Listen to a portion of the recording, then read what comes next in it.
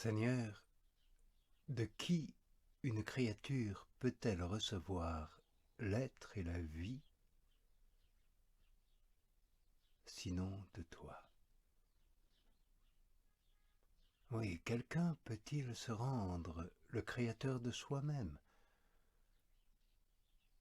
Et y a-t-il une autre source d'où l'être et la vie puissent découler sur nous que ta toute-puissance qui nous tire du néant? Que toi, mon Dieu, en qui l'être et la vie ne sont qu'une même réalité, parce que tu es tout ensemble et l'être souverain et la souveraine vie.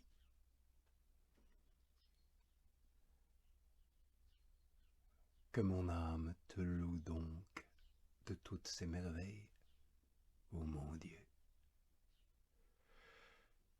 mais qu'elle ne s'y attache point, par cette ardeur violente qui la tient captive lorsqu'elle s'abandonne à la complaisance de ses sens ou à la suffisance de ses raisonnements. Car comme ces créatures périssables passent et courent à leur fin, mon âme est déchirée par ces différentes passions qu'elle a pour elle et qui la tourmentent sans cesse. Oui, l'âme désire naturellement de se reposer dans ce qu'elle aime, mais il est impossible qu'elle se repose dans ces créatures passagères, puisqu'elles n'ont point de substance durable, et qu'elles sont dans un flux et un mouvement perpétuel. Elles n'ont pas plutôt paru qu'elles disparaissent, et s'enfuient avec une telle vitesse que lors même qu'elles sont présentes au sens corporel, les sens ne peuvent les atteindre ni les suivre dans leur course folle. Ainsi l'auteur de toutes ces créatures passagères est-il incomparablement plus excellent qu'elles. Il n'est point sujet à passer, parce que rien ne peut lui succéder, ni remplir sa place.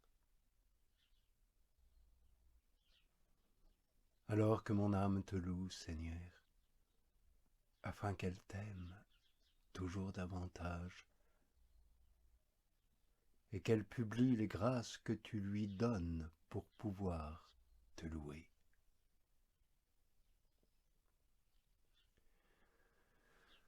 D'ailleurs, toutes tes créatures ne cessent jamais de célébrer tes louanges. Celles qui sont pourvues d'esprit et d'intelligence te louent par leur propre bouche, et les animaux et les choses matérielles et insensibles te louent par la bouche de ceux qui te considèrent. Ainsi notre âme, sortant par ton assistance des longueurs et des lassitudes où elle était tombée, se sert des ouvrages que tu as faits comme de barreaux d'échelle pour passer à toi et pour un peu s'élever vers toi, qui en est le merveilleux artisan.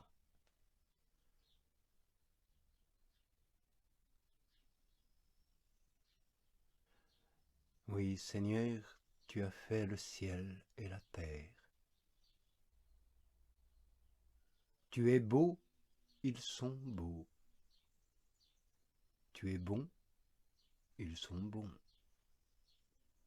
Tu es, et ils sont.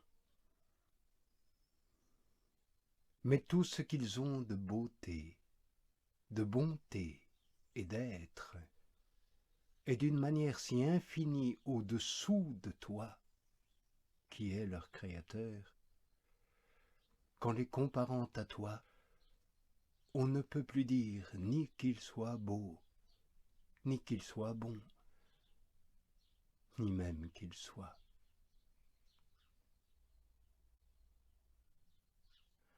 Combien les hommes par tant de différents ouvrages et grandes considérations, ont-ils ajouté de faux attraits à ces tentations qui nous charment par les sens, s'attachant ainsi en leur dehors aux ouvrages de leurs mains et abandonnant en leur dedans celui dont ils sont l'ouvrage.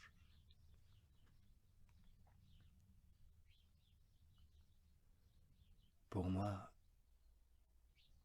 mon Dieu, qui est tout mon amour, tout cela m'est un sujet de chanter un cantique à ton amour et d'offrir à celui qui me sanctifie un sacrifice de louange. Car je sais que ces beautés qui passent de l'esprit dans les mains ingénieuses de l'artisan, tout en étant infiniment loin de ta beauté, procèdent de cette beauté qui est au-dessus de nos esprits et vers laquelle mon âme soupire, nuit et jour. Ô Seigneur, que tes œuvres sont admirables. Tu as fait toute réalité avec une sagesse infinie, et c'est cette sagesse qu'elles ont pour principe, et c'est par ce principe que tu as créé le ciel et la terre. Oui, Seigneur, tu ne cesses d'agir et tu ne cesses de te reposer. Ce n'est pas seulement durant un certain temps que tu agis et durant un autre temps que tu prends du repos, car tu n'es pas soumis au temps, toi qui es immuable et éternel. Et cependant, c'est toi qui nous fais voir ce que nous voyons dans le temps. C'est toi qui formes le temps même, et c'est toi qui nous fais avoir ce repos qui nous affranchira des lois du temps.